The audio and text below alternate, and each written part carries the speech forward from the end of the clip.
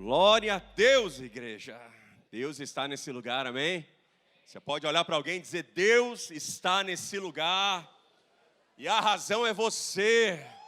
Declare: a razão é você. Declare para o outro lado: a razão é você, meu irmão. Você pode se assentar. Que a graça e a paz do nosso Senhor Jesus esteja sobre a sua vida. Iniciamos hoje um propósito forte, amém? Quem trouxe a palavra de Deus? Amém? Alguém trouxe, graças a Deus. Quem ama a palavra de Deus? Quero que você tome a sua Bíblia, abra a sua Bíblia, ou ligue a sua Bíblia para os mais modernos. Livro de Apocalipse, lá no finalzinho, capítulo 2, versículo 1. A palavra de Deus declara: escreve ao anjo da igreja de Éfeso. Isso diz aquele que tem na sua destra as 7 estrelas, que anda no meio dos 7 castiçais de ouro. Conheço as suas obras, o seu trabalho, a sua paciência, e que não pode sofrer os maus, e puseste à prova os que dizem ser apóstolos e não são, e tu os achaste mentirosos. E sofreste, tens paciência, trabalhaste pelo meu nome e não te cansaste. Tenho, porém, contra ti que deixaste o teu primeiro amor. Lembra-te, pois, de onde caíste, arrepende-te, pratica as primeiras obras. Quando não, brevemente a ti virei, e tirarei do seu lugar o teu castiçal, se não te arrependeres. Tens, porém, isso, que odeias as obras dos nicolaítas, as quais eu também odeio. Quem tem ouvidos, ouça o que o Espírito diz às igrejas. E aqui é uma bênção, querido: ao que vencer, dar-lhe-ei a comer da árvore da vida, que está no meio do paraíso de Deus. Até aí, coloque a sua mão sobre a sua Bíblia, sobre esse texto. Vamos orar mais uma vez. Deus Todo-Poderoso, essa noite nós invocamos o Espírito que está nesse Evangelho. O Espírito, Deus, da cura, do poder, da libertação, o Espírito que ressuscitou o nosso Senhor dentre os mortos. Nós declaramos que essa noite estará operando maravilhas em nosso meio.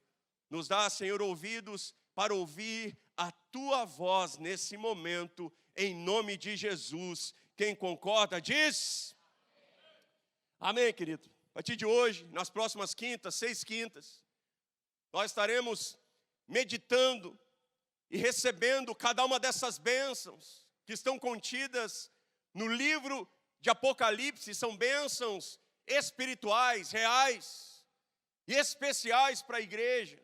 Lá no início do livro de Apocalipse, no capítulo 1, versículo 3, declara: bem-aventurado, feliz, bem-sucedido é aquele que lê, que ouve as palavras deste livro, que guarda as coisas que aqui estão escritas, porque o tempo está próximo. Deus tem pressa para que nós venhamos a compreender o que Ele deseja de nós como igreja. Essas cartas, cada uma dessas 7 cartas, elas foram enviadas para o endereço físico. É para nós, a igreja, instituição, a igreja que presta culto, foram entregues ao anjo, ao mensageiro, ao pregador da noite, para que essa mensagem fosse comunicada à igreja. Então, em cada uma dessas cartas há uma bênção. Mas cada uma dessas bênçãos estão condicionadas às expectativas que Deus tem para nós como igreja. As expectativas que Deus tem para nós como igreja, a nossa vida como igreja. Manifesta favor e bênção sobre nós. A primeira direção que essa primeira carta traz para a igreja. Jesus diz: olha, eu vi que você puseste à prova os falsos apóstolos. Eu vi que você discerniu, que você identificou a mentira, o que não era verdade na igreja. Esse texto chama muito a minha atenção, porque Jesus não declarou: como pode haver um falso obreiro dentro da igreja? Não era um recém-chegado, não era uma pessoa que estava ali há uma semana, era alguém que estava na condição de apóstolo, mas era um falso apóstolo.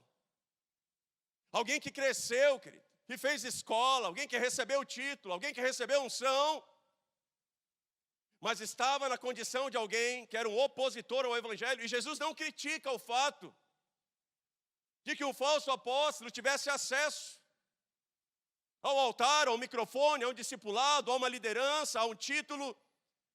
Pelo contrário, Jesus elogia a igreja, que recebe a mensagem e coloca a mensagem à prova, que recebe a profecia e coloca a profecia à prova. Jesus reconhece a igreja, porque a igreja, que é a igreja do Senhor Jesus, essa aguenta até um culto ruim. Porque quando Deus fala, ela recebe. E quando Deus não fala, ela diz, não, isso não é de Deus, então eu aprendi algo novo hoje. Deus não está nesse negócio, Deus não está nesse projeto, não é dessa forma. 1 João 4,1 declara, amados, não creiais em todo espírito. Já pode dizer para alguém, não creiais em todo espírito. Mais forte agora, que nem crente, não creiais em todo o espírito. E o texto diz, mas provai se os espíritos são de Deus, porque já muitos, não poucos, não é de vez em quando, muitos falsos profetas se têm levantado no mundo. E nisso conhecereis o Espírito de Deus. Como entender o que é de Deus e o que não é de Deus? Todo espírito que confessa que Jesus Cristo veio em carne, esse é de Deus. Diga, todo espírito que confessa que Jesus Cristo veio em carne, esse é de Deus. Esse é o critério, querido. Esse é o discernimento. Essa é a condição que Deus cobra de sua igreja. Que a igreja consiga discernir aonde Cristo está e aonde Ele não está. Isso não tem a ver com ser fervoroso, não tem a ver com ser intenso, não tem a ver com ser evangélico, não tem a ver com ser protestante, isso tem a ver com ser cristão. Ser cristão, a tradução da palavra cristão quer dizer uma miniatura, um modelo, uma referência de Jesus Cristo. Uma referência de Jesus Cristo. E o texto de João continua dizendo, e todo espírito que não confessa que Jesus Cristo veio em carne, não pode ser de Deus, mas este é o espírito do anticristo, do qual já ouvistes que há de vir, mas que desde agora já está operando no mundo. Não é o espírito do anti-Jesus, é o espírito do anticristo. Não é o espírito do anti-Jesus. Você pode encerrar todas as suas orações com Jesus, e ainda assim você ter o caráter completamente diferente dele. Você pode passar a sua vida inteira sendo um simpatizante de Jesus e não obedecê-lo nenhuma vez. Você pode cantar a sua vida inteira cânticos para Jesus, sem nunca ter tido uma experiência verdadeira com Ele. Não é o espírito do anti-Jesus, é o do anticristo. Cristo é aquele que pisou nesta terra em carne, morreu, ressuscitou e hoje vive em todos nós. Hoje vive em todos nós. Cristo vive em mim, aleluia, e a vida que eu vivo na carne, eu a vivo hoje através do Filho de Deus, Jesus Cristo. Paulo, o maior evangelista de todos os tempos, ele declara, não é difícil trazer alguém para uma igreja, não é difícil trazer alguém para um culto, não é difícil trazer alguém para um GR. Diz que você vai pagar uma pizza depois para ver se ele não vem. Diz para o teu funcionário que se ele vier na igreja, você dá um aumento para ele, vê se ele não aparece. Paulo declara, trazer as pessoas para esse ambiente não é difícil. Mas Gálatas 4,19 declara, meus filhinhos, por quem eu sofro dores de parto, até que Cristo seja gerado dentro de cada um de vocês. Trazer pessoas para a igreja é fácil, difícil é fazer com que ela se pareça a cada dia mais como Cristo. Fazer um congresso, querido, de família, princípios para a família é fácil. Agora entender que não há nada que a sua esposa precise mais do que você se torne mais parecido com Jesus. Não há nada que o seu marido precise mais do que você se torne mais parecida com Jesus. Não há nada que os seus filhos precisem mais do que vocês, pais. Que vocês sejam mais parecidos com Jesus. Jesus elogia, confirma e abençoa a igreja, que tem a Cristo e somente a Cristo como critério para aquilo que é bênção e não é, para aquilo que é de Deus ou não é. Não me fale de título, não me fale de riqueza, não me fale de família, não me fale de vida profissional, me fale de Cristo. Cristo tem para mim todo o recurso que eu preciso, Cristo tem para mim a família que eu preciso, o casamento que eu preciso, Cristo tem a saúde que eu preciso, Cristo tem nessa terra para mim o propósito que eu preciso e para você também. Será que ainda existem pessoas que têm fome e sede dele? Porque ele não é uma doutrina, ele não é um vento, ele não é um princípio, ele é uma pessoa. E ele diz, eu conheço as suas obras, eu sei quem você é, eu sei do que você precisa. Não, pastor, eu preciso de algo, eu preciso de uma coisa. É de dinheiro, é de um carro, é de um título, é de um cargo. Aqui não, mas lá em Florianópolis, ainda tem os crentes que acham que as pessoas têm que ver coisas nele. Deixa eu te contar algo, não adianta as pessoas verem coisas na sua vida se elas não virem a Cristo. Não adianta você passar a sua vida inteira nessa terra chorando porque você não tem coisas. Chore porque você não tem Cristo. Porque o critério através do qual nós vamos alcançar essa bênção espiritual e eterna, e nós vamos adentrar a glória, não é uma nota, não é uma coisa assim, Luiz, cidadão de Camboriú, nota 8.7. Tá bom, hein? Não é assim, William, cidadão de Balneário Camboriú, nota 7.3. Pô, dá para melhorar, hein? Nós não receberemos nota. O critério é um homem chamado Jesus dizendo, eu te conheço. O que ele está dizendo? Você é igual a mim, vinde, amados do meu Pai, porque para esse tipo de pessoa, Deus tem preparado moradas eternas. Deixa eu te contar algo, Deus não tem nada contigo, nem contigo, nem contigo, nem comigo. Tudo que Deus tem é com Cristo. Ele é o unigênito do Pai. Quando nós somos aroma suave de Cristo, o favor vem sobre nós, a graça vem sobre nós, o amor vem sobre nós, a salvação vem sobre nós. Não há nada mais importante essa noite do que sair desse lugar, querido, pelo menos um pouco mais parecido com Cristo. Deus abençoa a igreja que coloca a sua vida à prova. Não me diga se o pregador te faz chorar, não me diga se o pregador te faz rir, não me diga se você ficou arrepiado com a palavra. Diga para mim, o pregador é parecido com Cristo?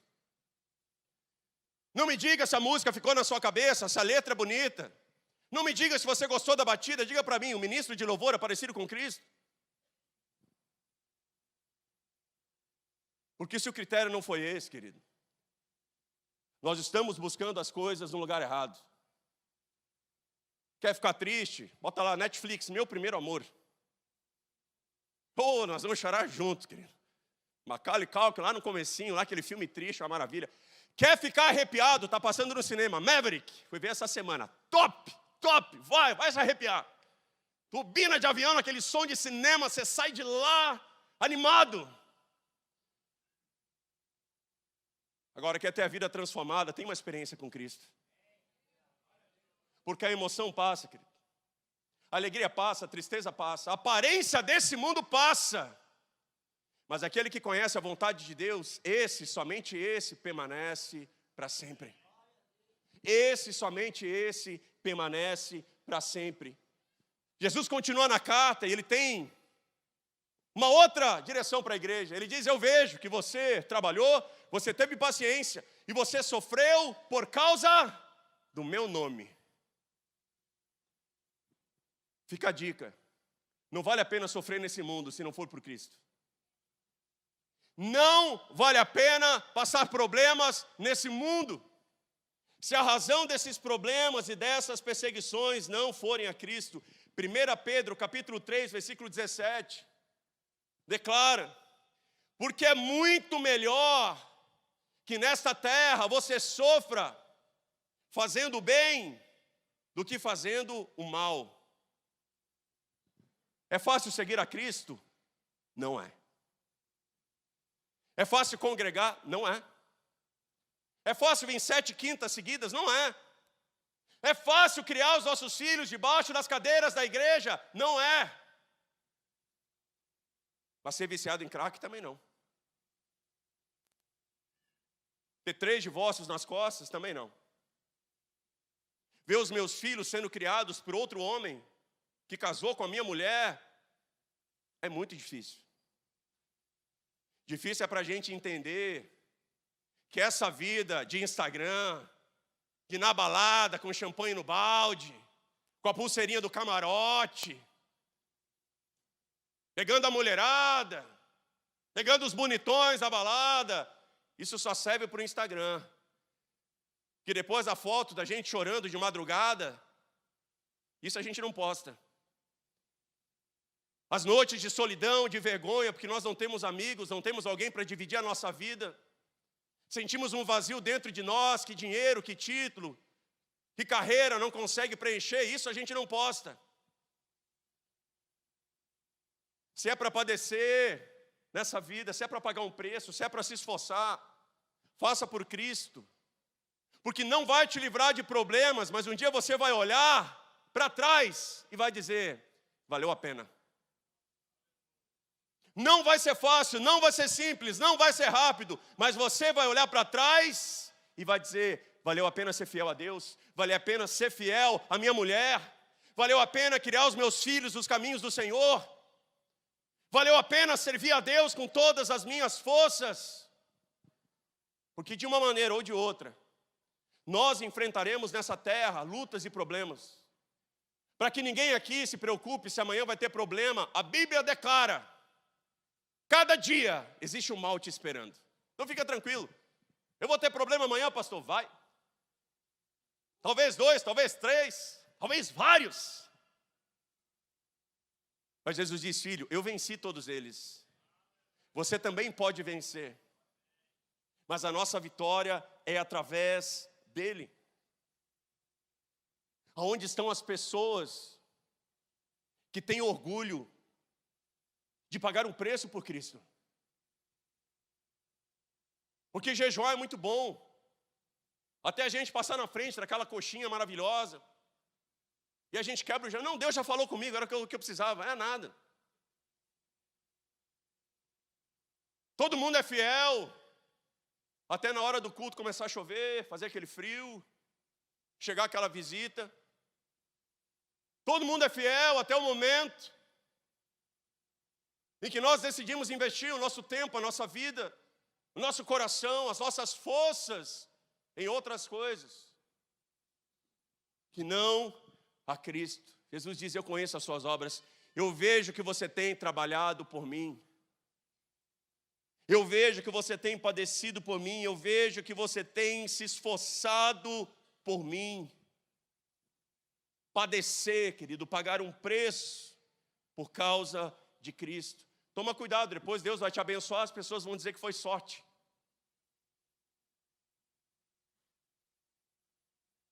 Eu lembro de um tempo, não faz muito não sou tão velho assim. Domingo tinha culto. Toda segunda-feira tinha discipulado. Toda terça-feira eu tinha GR. Toda quarta-feira tinha escola. Toda quinta-feira tinha culto da vitória. Toda sexta-feira era o dia da minha família.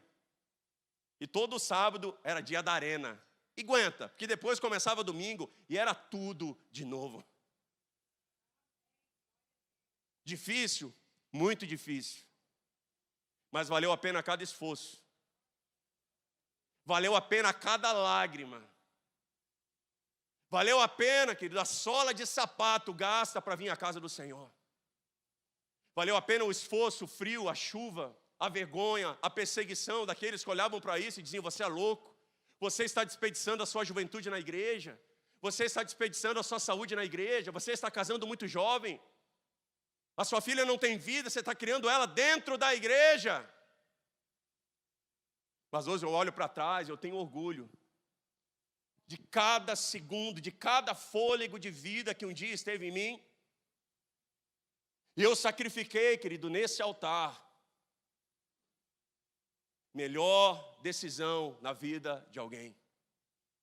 Entregue a sua vida para Cristo. Cristo não morreu naquela cruz por uma parte do seu tempo. Cristo não morreu naquela cruz por um pouco da sua vida. Pergunta para Ananias se deu certo. Ananias disse: Deus, vou te entregar metadinha só. Só metade. Ele podia entregar tudo, mas ele falou: não, metade é muito. Ele entra dentro da igreja e ele fala: pastor Pedrão, vendi um terreno, trouxe metade. Tá bom? Pedro disse: não, olha, para mim tá bom. Mas faz o seguinte, passa ali no balcão, conversa com um cara chamado Espírito Santo e vê se para ele tá bom. Seja melhor que a sua melhor desculpa. Qualquer desculpa que você dá para mim ou para qualquer pastor dessa igreja vai servir. Pastor, eu não pude ir, eu tenho um filho pequeno. Pastor, eu não pude ir, eu trabalhei o dia todo. Pastor, eu não pude ir, eu estava estudando. Pastor, eu não pude ir, eu tinha um compromisso. A gente diz: ok, meu filho. Mas não foi seu pastor ou seu líder que morreu na cruz por você, foi Cristo.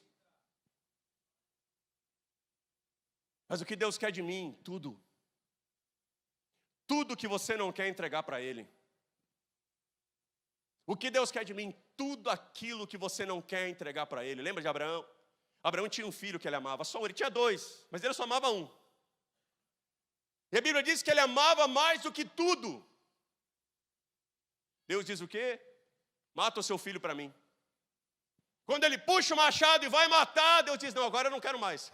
Era só para saber se você me amava acima de todas as coisas. Era só para saber se você faria tudo por mim.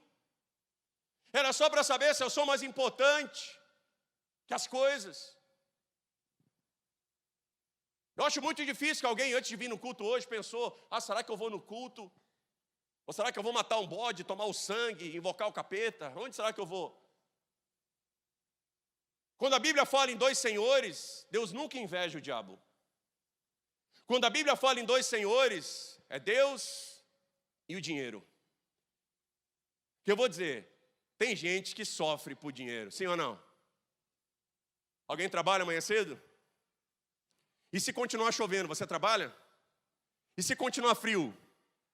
E se nevar? E se der um terremoto? E se você estiver gripadinho, com dorzinha de cabeça?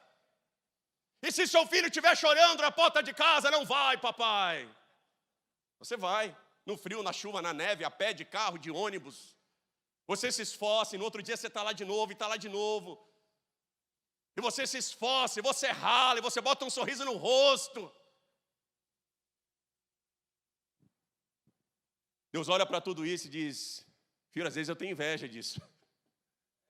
Não é possível que você tenha dois senhores. Que você padeça nessa vida por coisas passageiras e por aquilo que é eterno. Você dá as sobras. Você vai quando dá.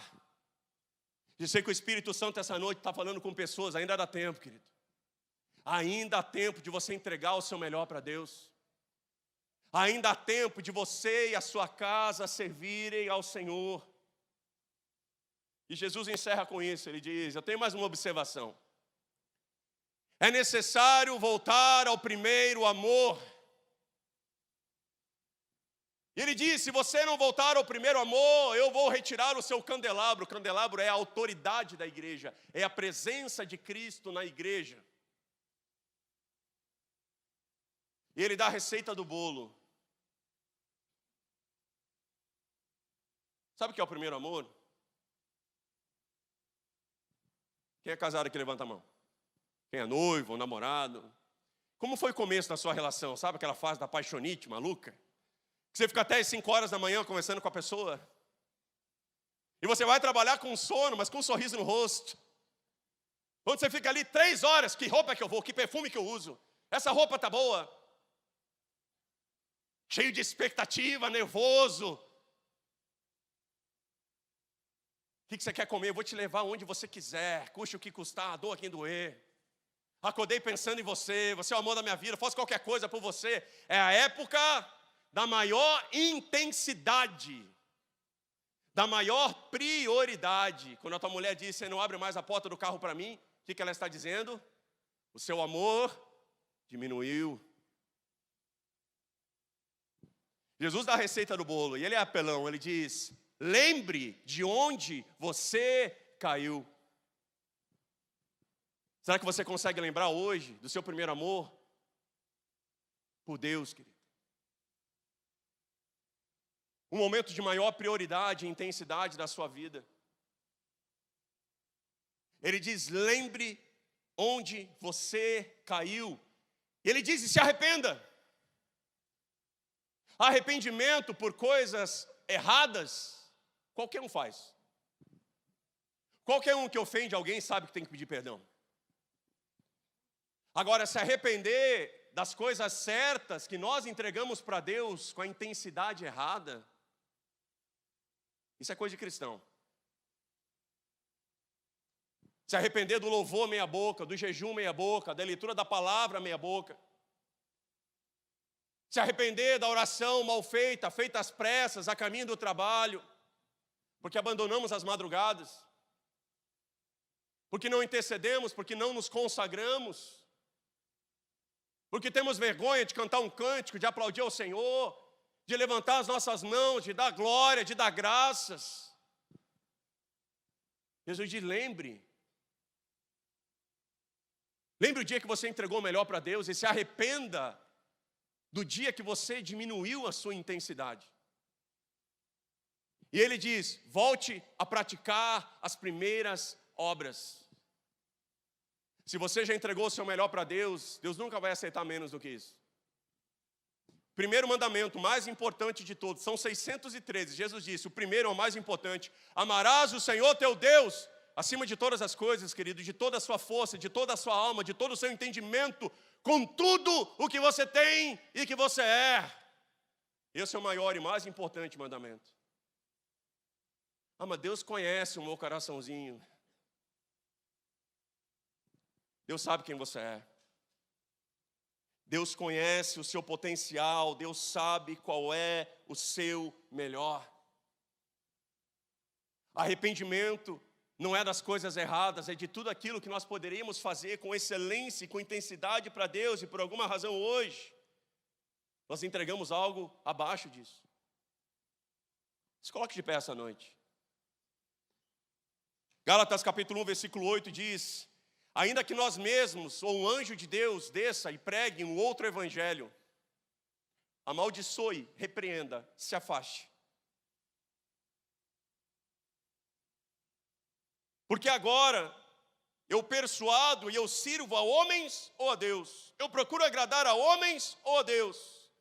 Porque se eu ainda estivesse agradando aos homens, não poderia ser um servo de Cristo.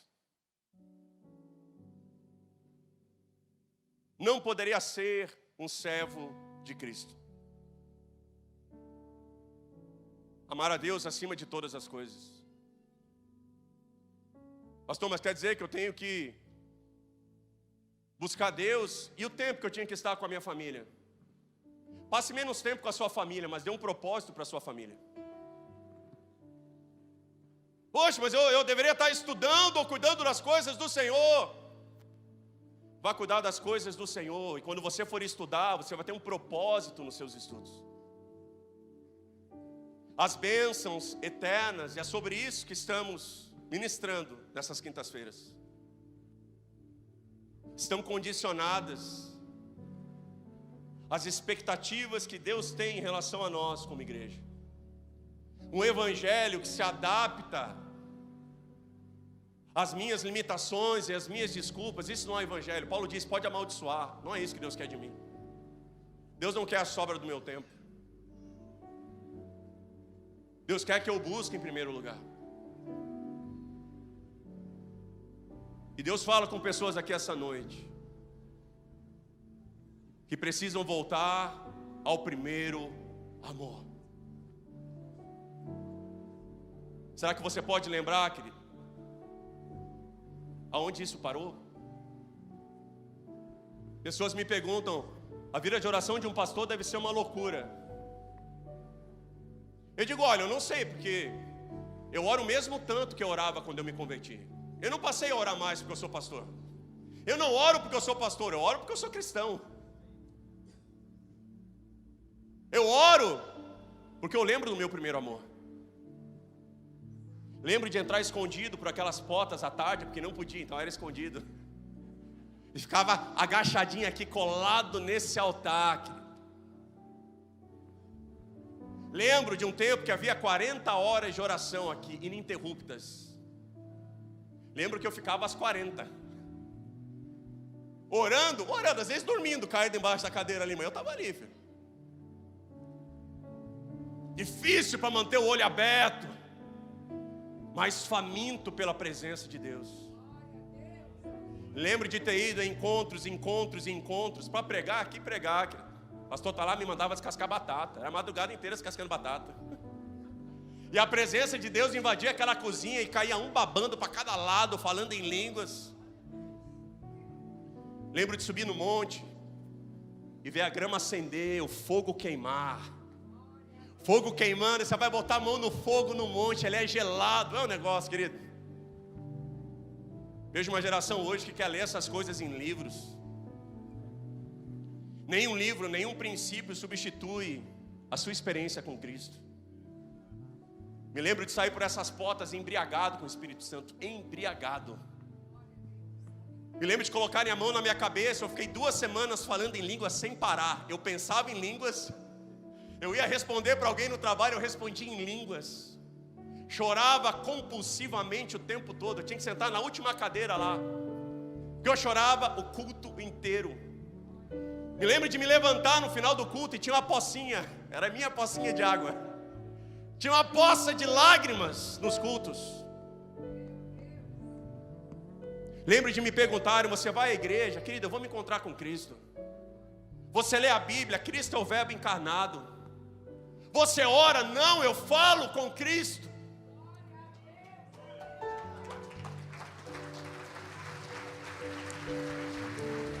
Eu sei que essa noite há filhos e filhas voltando para casa. Filhos e filhas voltando para casa. Tem uma árvore da vida aqui, querida. Essa árvore é o fruto da vida eterna. Paulo diz, por acaso fui eu que morri na cruz? Foi Apolo que morreu na cruz? Fui eu que morri na cruz? Foi pastor Marco? Foi pastor Talá? Não espere que alguém faça por você aquilo que só Cristo pode fazer. Uma geração que muitas vezes sai da igreja porque não gostou do culto. É porque você vem esperar que homens não te decepcionem. A religião te decepciona. Mas Cristo nunca vai te deixar na mão. Cristo não falha. O ministro de louvor falha, querido, o pregador falha. Mas Cristo nunca vai te decepcionar.